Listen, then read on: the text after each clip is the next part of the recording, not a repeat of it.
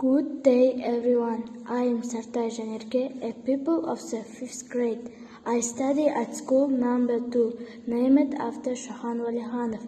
Today I want to read you an English fairy tale, Princess and Her Maid.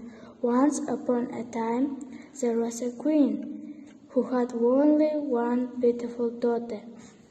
She loved the girl very much. At last, the day came for the princess to go far away and marry a prince.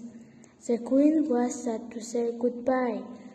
She gave her daughter some beautiful dresses, a gold cap, and many other things. She gave her a magic horse. It was a white horse, and it could talk. I will call the horse a Falada. And the queen gave her daughter a maid to ride with her, and made 3 drops of blood fall onto a handkerchief. It will help you and make you strong. Now goodbye, daughter, and be happy. She put it inside her dress. Goodbye, mother, she said. Thank you for everything. The queen watched them ride away down the long hill. It was a very hot day. Soon the princess was dirty.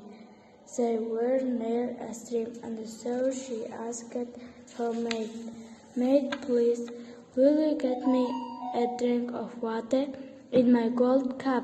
But the maid said angrily, "No, I will not.